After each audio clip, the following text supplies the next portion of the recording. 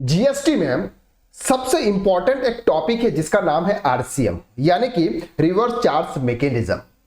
Accounting work के अंदर daily routine में बहुत सारी सर्विसेज ऐसी होती है जिस पर हमको आरसीएम के थ्रू टैक्स का पेमेंट करना होता है। अगर हम आरसीएम के थ्रू टैक्स का पेमेंट नहीं करते हैं तो गवर्नमेंट की तरफ से सर बहुत सारे नोटिसेस और बहुत सारी पेनल्टीज हम पर चार्ज की जाती है। तो आज के इस लेक्चर के अंदर हम डिटेल में समझने वाले हैं कि सर व्हाट इज आरसीएम और कौन कौन सी ऐसी सर्विसेज है जिस पर आरसीएम के थ्रू हमको टैक्स पेमेंट करना होता है। तो अगर आप आरसीएम के बारे में डिटेल जानकारी अगर आप पाना चाहते हैं तो यह वीडियो आपके लिए सबसे इंपॉर्टेंट है। सबसे पहले हम समझते हैं कि sir what is RCM. RCM का मतलब क्या होता है। आरसीएम की अगर हम फुल फॉर्म की बात करते हैं तो आरसीएम का मतलब होता है रिवर्स चार्ज मैकेनिज्म। अगर हम कोई भी गुड्स की सप्लाई की बात करते हैं, गुड्स की सप्लाई दो तरीके से होती है। एक होती है सर एफसीएम और दूसरी होती है आरसीएम। एफसीएम का मतलब होता है forward charge mechanism. Forward charge mechanism में क्या होता है, फॉर एग्जांपल एक पर्सन है, उसने फॉर एग्जांपल 10,000 रुपीज का कोई गुड सप्लाई की, उस पर उसने 1800 के हिसाब से जीएसटी चार्ज किया और 11,800 रुपए का इनवॉइसेस उसने बी को प्रोवाइड किया। अब बी क्या करेगा, 11,800 रुपए का पेमेंट किसको करेगा, ए को करेगा। और ये जो 1800 रुपीज का जो जीएसटी का अमाउंट है, ये अमाउंट ए गवर्नमेंट को पे करेगा। That's called FCM. अब बात करते हैं आरसीएम की। आरसीएम की बात करते हैं, फॉर एग्जांपल एक सर्विस है जीटीए यानी कि गुड्स ट्रांसपोर्ट एजेंसी। जीटीए ने एक सर्विस दी, किसको दी, फॉर एग्जांपल मिस्टर राम को। राम कौन है सर, एक रजिस्टर्ड डीलर है। राम को उसने सर्विस दी 10,000 रुपीज की। अब जो जीटीए वाला जो एजेंसी है यानी कि जो पर्सन है वो राम से सिर्फ कितना चार्ज करेगा, ओनली फॉर 10,000 रुपीज, यानी कि वो राम से जीएसटी का अमाउंट चार्ज नहीं करेगा। अब राम ने इसको पेमेंट कर दिया सर 10,000 रुपीज का और राम ने ये सर्विस ले ली। अब राम को 10,000 रुपीज पर 5% के हिसाब से सीधे गवर्नमेंट को टैक्स पे करना पड़ेगा। दैट्स कॉल्ड आरसीएम यानी कि reverse charge mechanism. Reverse charge mechanism के अंदर क्या होता है कि जो रिसिपेंट होता है वो डायरेक्टली गवर्नमेंट को पे करता है। फर्स्ट वाली सिचुएशन में बी ए को पे कर रहा है और ए गवर्नमेंट को पे कर रहा है। लेकिन सेकंड वाली जो सिचुएशन है उसमें जो राम है वो जीएसटी का अमाउंट जीटीए सर्विस यानी कि फॉर एग्जांपल ए को नहीं दे रहा है, ये सीधा किसको दे रहा है, गवर्नमेंट को दे रहा है और फिर उसका वो आईटीसी लेता है। That's called RCM. तो आरसीएम के अंदर बहुत सारी सर्विसेज आती हैं जो कि हम अब आगे इस लेक्चर के अंदर डिटेल में समझते हैं। तो पहला पॉइंट तो हमको ये क्लियर हो गया कि सर व्हाट इज आरसीएम यानी कि रिवर्स चार्ज मैकेनिज्म, जिसमें रिसिपेंट यानी कि जो सर्विस लेता है वो सीधे गवर्नमेंट को टैक्स पे करता है। अब आरसीएम तो बहुत सारी सर्विसेज पर एप्लीकेबल होता है, लेकिन अगर हम प्रैक्टिकल पॉइंट ऑफ व्यू से बात करें तो बहुत सारी ऐसी कम सर्विसेज है जिस पर आरसीएम एप्लीकेबल होता है। सबसे पहला जो अगर हम बात करते हैं तो यह होता है सर स्पॉन्सरशिप सर्विस। अगर कोई पर्सन स्पॉन्सरशिप सर्विस दे रहा है, जैसे सर्विस प्रोवाइडर कौन है sir, any person other than body corporate. Body corporate का सिंपल सा मतलब होता है कि जो एक सेपरेट लीगल एंटिटी होता है उसका सेपरेट पेन होता है, उसको हम बोलते हैं बॉडी कॉर्पोरेट। तो अगर कोई सर्विस प्रोवाइडर कोई पर्सन है अदर देन बॉडी कॉर्पोरेट और service receiver any body corporate या कोई पार्टनरशिप फर्म है, तो ऐसे केसेस में क्या होगा सर, आरसीएम होगा। ऐसे केसेस में क्या होगा सर, आरसीएम होगा। यानी कि अगर कोई जो प्रोवाइडर है, सर्विस प्रोवाइडर है, वो कोई पर्सन है और जो सर्विस रिसीवर है वो कोई बॉडी कॉर्पोरेट या कोई पार्टनरशिप फर्म है, तो ऐसे केसेस में आरसीएम के थ्रू वो बॉडी कॉर्पोरेट या वो पार्टनरशिप फर्म उसका टैक्स पे करेगी। अब यहां पर कुछ एग्जांपल्स भी हैं, इस एग्जांपल्स को हम यहां पर डिस्कस नहीं करते हैं, यहां तक आपको इजीली समझ में आ गया। सेकंड बात करते हैं सर्विस ऑफ डायरेक्टर की। अगर डायरेक्टर अगर कंपनी को कोई सर्विस देता है, अब यहां पर सर डायरेक्टर 3 टाइप से सर्विसेज दे सकता है।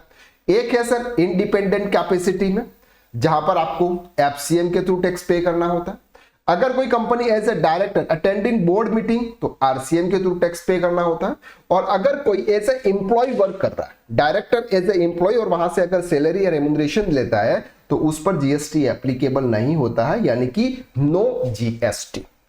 तो ये एक सिंपल सा पॉइंट था। अब बात करते हैं second point, service of insurance agent. Service of insurance agent पर भी आरसीएम एप्लीकेबल होता है। किस तरह से, ध्यान से समझा। सर्विस प्रोवाइडर कौन है सर? एक सर्विस एजेंट होता है। और सर्विस रिसीवर कौन होता है? A person carrying on insurance business. Just ध्यान से समझना। फॉर एग्जाम्पल ये है सर, फॉर एग्जाम्पल अगर हम बात कर रहे हैं कोई सर्विस प्रोवाइडर की कंपनी है, फॉर एग्जाम्पल ए है, ये एक सर्विस प्रोवाइड कर रहा है। बीच में कौन है? बीच में मिस्टर राम है जो कि एक एजेंट है और वो सर्विस दे रहा है किसी कस्टमर को। अब यहां पे क्या होता है कि ए डायरेक्टली कस्टमर के पास में नहीं जा रही है, ए राम के थ्रू कस्टमर के पास। राम क्या करता है? कस्टमर लाता है और जो कंपनीज होती है उसको देता है और वहां से वो इंश्योरेंस प्रोवाइड कराते हैं। अब ए क्या करती है? राम को उसका कमीशन देती है। एजेंट होता है तो एजेंट को क्या मिलता है सर? कमीशन मिलता है। अब यहां पर कमीशन जीएसटी के दायरे में आ जाता है और जब जीएसटी के दायरे में आता है तो राम जो भी सर्विस दे रहा है उस सर्विस पर जो कंपनी होती है वो आरसीएम के थ्रू टैक्स का पेमेंट करती है। आई होप कि ये बात आपको इजीली समझ में आ रही है। ऐसे केसेस में भी सेम आपका रिकवरी एजेंट का होता है सर। ऐसे ही केसेस में बिजनेस फैसिलिटेटर टू बैंक का होता है, क्योंकि ये जो चीजें है ना ये हमारे प्रैक्टिकल लाइफ के अंदर बहुत ही कम। अगर आप कोई आईपीसीसी का एग्जाम्स की तैयारी या किसी बीकॉम या किसी भी ऐसे कंपटीशन एग्जाम्स की अगर आपको प्रिपरेशन कर रहे हैं तो फिर आपको इतना डिटेल में यहां पर पढ़ने की जरूरत है। अब यहां पर जो हमारे लिए सबसे इंपॉर्टेंट पार्ट आता है वो पार्ट आता है सर यहां पे, यस, फाइनेंशियल सर्विस। ये सब सर इंश्योरेंस पॉलिसी है, ये सब चीजें जो है वो हमारे प्रैक्टिकल लाइफ के अंदर इतना इंपॉर्टेंट रोल अदा नहीं करती है। अब नेक्स्ट आती है सर सिक्योरिटी सर्विस। ये ध्यान से समझना, ये हमारे प्रैक्टिकल लाइफ के लिए सबसे इंपॉर्टेंट है। सिक्योरिटी सर्विस का मतलब होता है कि जैसे हम कोई गार्ड की सर्विस दे रहे हैं, सिर्फ कोई कंपनी है या कोई इंडिविजुअल पर्सन है, वो क्या करता है? गार्ड की सर्विस प्रोवाइड करता है अलग अलग पर्संस को। सर्विस प्रोवाइडर कौन है? Any person other than body corporate. अगर कोई सिंगल पर्सन यानी कि पर्सन है वो अगर किसी को कोई भी सर्विस प्रोवाइड कर रहा है, यानी कि इंडिविजुअल्स की बात कर रहे हैं। सर्विस रिसीवर कौन? A person is located in taxable territory, यानी कोई भी पर्सन जो टैक्सेबल टेरिटरी के अंदर है और वो पर्सन सर्विस रिसीव कर रहा है। अब यहां पर such service provided following person are exempted. अगर कोई भी सिक्योरिटी की सर्विस अगर वो प्रोवाइड कर रहा है, किसको? सेंट्रल गवर्नमेंट को, स्टेट गवर्नमेंट को, यूनियन टेरिटरी को या फिर लोकल अथॉरिटी को, अगर इन चारों को अगर वो सर्विस प्रोवाइड कर रहा है, यानी कि ये कौन है? ये गवर्नमेंट है। अगर वो पर्सन गवर्नमेंट को सर्विस प्रोवाइड करता है तो वो एग्जेम्प्टेड कैटेगरीज में आएगी, यहां पर जीएसटी एप्लीकेबल नहीं होगा। Next, TDS deductor. अगर किसी पर्सन ने एज ए टीडीएस डिडक्टर के रूप में जीएसटी में रजिस्ट्रेशन ले रखा है उस पर भी एप्लीकेबल नहीं होगा। और तीसरा, अगर कोई कंपोजिशन सप्लायर है, कंपोजिट स्कीम अगर उसने ले रखी है, उस पर्सन के लिए भी ये एप्लीकेबल नहीं होगा, यानी कि ये एग्जेम्प्टेड कैटेगरी में आ जाएगा।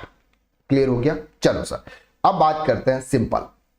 When service provider is non body corporate, यानी कि अगर कोई भी सर्विस प्रोवाइडर फॉर एग्जांपल कोई सोल प्रोप्राइटरशिप फर्म है, यानी कि वो कोई बॉडी कॉर्पोरेट नहीं है, ऐसे केसेस में mister Suraj security service sole proprietorship provided security guard service to following purpose. अब ध्यान से समझना, कोई इंडिविजुअल पर्सन है, एक सूरज जो कि एक सोल प्रोप्राइटरशिप फर्म है उसकी, अगर वो any organisation, company, business register under GST, अगर वो सामने वाला पर्सन जिसको वो सर्विस दे रहा है अगर वो जीएसटी में रजिस्टर्ड है तो आरसीएम एप्लीकेबल होगा, यानी कि जो वो रजिस्टर्ड कंपनी है वो आरसीएम के थ्रू गवर्नमेंट को टैक्स पे करेगी। सिंपल सा लॉजिक है। Second, for the security of अलक्सर हाउस अनरजिस्टर्ड अंडर जीएसटी, जैसे फॉर एग्जांपल अलक्सर है वो सर्विस दे रहे हैं अनरजिस्टर्ड पर्संस को और वो जीएसटी में रजिस्टर्ड है, तो ये क्या होगा सर? एफसीएम एप्लीकेबल हो जाएगा। ध्यान से समझना, 2 पॉइंट से इजी पॉइंट है। अगर कोई इंडिविजुअल पर्सन किसी बॉडी कॉर्पोरेट या किसी भी पर्सन कंपनी को अगर वो सर्विस दे रहा है तो आरसीएम के थ्रू टैक्स पेमेंट करना है, और अगर वो किसी सिक्योरिटी अगर किसी पर्सन अनरजिस्टर्ड डीलर को कर रहा है और वो रजिस्टर्ड में डीलर है मतलब रजिस्टर्ड है तो फिर एफसीएम के थ्रू टैक्स पे करना है, यानी कि फॉरवर्ड चार्जेस मैकेनिज्म के थ्रू। अब बात करते हैं कि अगर कोई बॉडी कॉर्पोरेट को सर्विस प्रोवाइड कर रहा है, यानी किसी कंपनी को सर्विस प्रोवाइड कर रहा है, तो ऐसे केसेस में दोनों में आपको क्या होगा सर? एफसीएम ही चार्ज होगा। एफसीएम यानी कि फॉरवर्ड चार्जेस मैकेनिज्म। नेक्स्ट है सर्विस बाय जीटीए यानी कि goods transport agency. Goods transport agency daily routine के अंदर हमारे सर ये वाला जो सेक्शन है ये एप्लीकेबल होता है। सर्विस प्रोवाइडर कौन है सर? कोई जो गुड्स ट्रांसपोर्ट एजेंसी है उसका काम है। और सर्विस रिसीवर है कौन? नोटिफाइड। नोटिफाइड का मतलब क्या है sir? Any factory, any society, cooperative, person, body corporate, any form, casual taxable person. कोई भी पर्सन जो कि जीटीए की सर्विस अगर वो रिसीव कर रहा है तो ऐसे केसेस की बात यहां पर की जा रही है। अब यहां पर उसके पास में दो ऑप्शन होते हैं। किसके पास में? जीटीए के। कौन कौन से दो ऑप्शन होते हैं सर?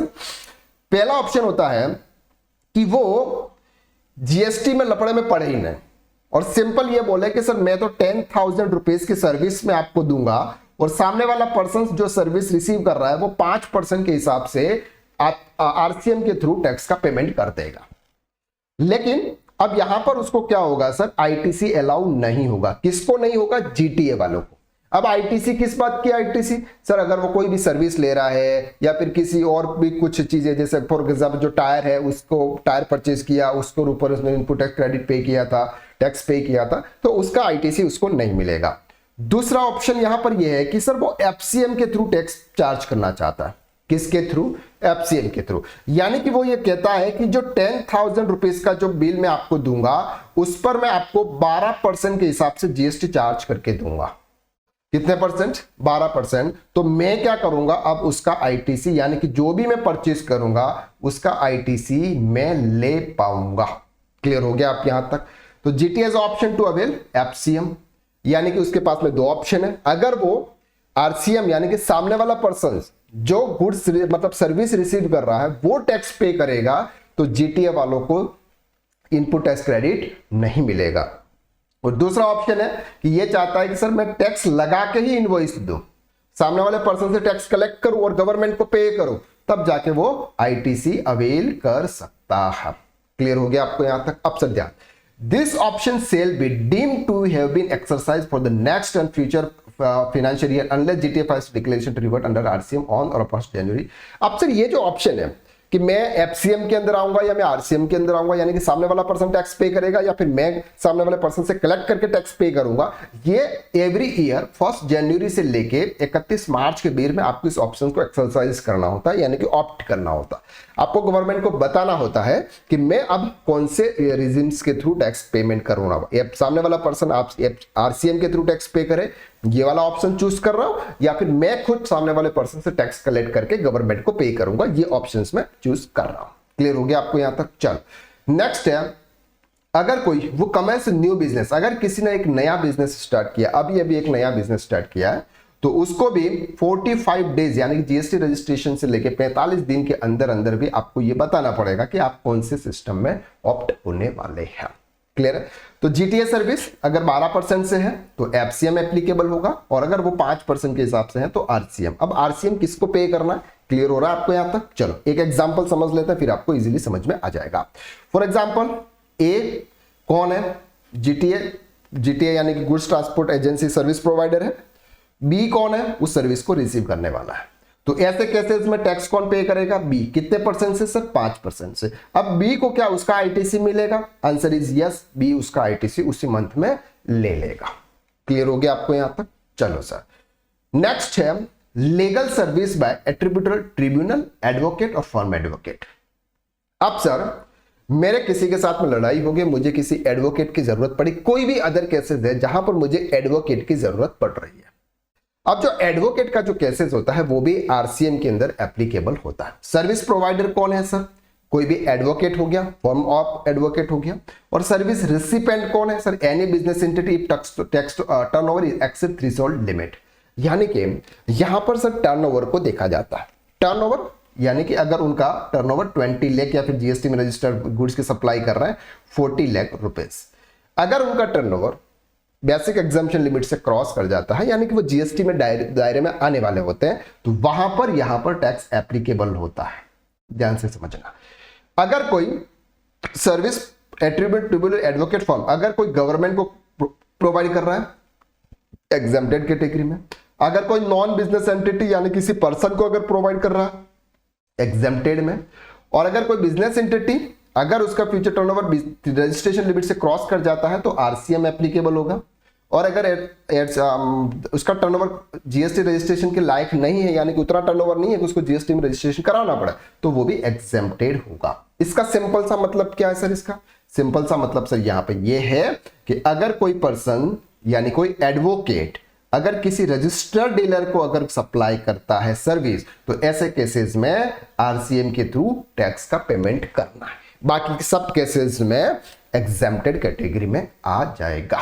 क्लियर हो गया आपको? यहां तक इजीली समझ में आ रही है चीजें? चलो सर, नेक्स्ट पॉइंट है renting of immovable property by central government, state government, union territory और legislature exempt ministry of railways. Immovable property है, अगर कोई रेजिडेंट पर्सन यानी कि कोई रजिस्टर्ड पर्सन है आरसीएम के थ्रू टैक्स होगा, और अनरजिस्टर्ड पर्सन है तो एफसीएम के थ्रू टैक्स पेमेंट करना होगा। वो चीजें हैं जो गवर्नमेंट के द्वारा की जाती है। अब सर बात करते हैं सिंपल, सबसे इंपॉर्टेंट चीज हमारे पास में ये आती है, renting of immovable property by any person other than government, central government. अगर कोई person other than central government है यानी कोई इंडिविजुअल पर्सन से, कोई कंपनी है, कोई भी अगर कोई भी प्रॉपर्टी अगर किसी भी पर्सन को रेंट पर दे रही है, तो ऐसे केसेस में सर्विस प्रोवाइडर कौन होगा सर? एनी पर्सन, और service recipient any registered person. अब यहां पर रजिस्टर्ड पर्सन की बात कर रही है, देखो ध्यान से समझना। रेजिडेंशियल प्रॉपर्टी लेट आउट, अगर किसी भी पर्सन ने जो कि जीएसटी में रजिस्टर्ड है, अगर किसी भी पर्सन ने सामने वाले पर्सन को कोई भी प्रॉपर्टी रेंट पर दी, क्या दी सर? सामने वाले पर्सन को कोई भी प्रॉपर्टी रेंट पर दी, अगर वो सामने वाला पर्सन रजिस्टर्ड पर्सन है तो आरसीएम के थ्रू टैक्स का पेमेंट करना होगा। समझ में आई चीज है? अगर फॉर एग्जांपल ए के पास में कोई प्रॉपर्टी थी, रेजिडेंशियल प्रॉपर्टी है, उसने किया बी को दिया, और बी ने क्या किया, उस प्रॉपर्टी को एज ए बिजनेस यूज किया, और ये है जीएसटी में रजिस्टर्ड, तो ये क्या करेगा सर? आरसीएम के थ्रू टैक्स का पेमेंट करेगा। सिंपल सा लॉजिक है। अगर कोई रेजिडेंशियल प्रॉपर्टी अनरजिस्टर्ड पर्संस को अगर रेंट पे दे रखी है, तो ऐसे केसेस में एग्जेम्प्टेड कैटेगरी में आएगी। किस केसेस में? एग्जेम्प्टेड। अब बात कर रहे हैं एक और चीज, FCM will always apply in case of letting out of commercial property except where an unregistered person let out commercial complex to registered person, RCM will be apply। अब सर एक ध्यान से समझना, अगर कोई रजिस्टर्ड पर्सन है जिसने अगर कोई भी प्रॉपर्टी किसी पर्सन को रेंट पर दी और सामने वाला पर्सन अगर अनरजिस्टर्ड है, तो FCM के थ्रू टैक्स चार्ज किया जाएगा। सिंपल से। अगर कोई रजिस्टर्ड पर्सन है, अगर किसी सामने वाले पर्सन जो कि अनरजिस्टर्ड है उसको भी अगर कोई भी रेंट पर प्रॉपर्टी दी, तो उस पर FCM के थ्रू टैक्स पेमेंट करना होगा। और simple, unaware to unregistered person let out commercial complex to registered person ऐसे। अगर कोई रजिस्टर्ड पर्सन को अगर देता है कमर्शियल प्रॉपर्टी, तो वो सामने वाला पर्सन आरसीएम के थ्रू टैक्स का पेमेंट करेगा। क्लियर हो गया आपको यहां तक? यह है सर गवर्नमेंट और लोकल अथॉरिटी सर्विस। अगर कोई गवर्नमेंट या लोकल अथॉरिटी सर्विस देती है, हमारे केसेस में आएगा नहीं सर यहाँ पर, ये भी इतना प्रैक्टिकल इंपॉर्टेंट है नहीं।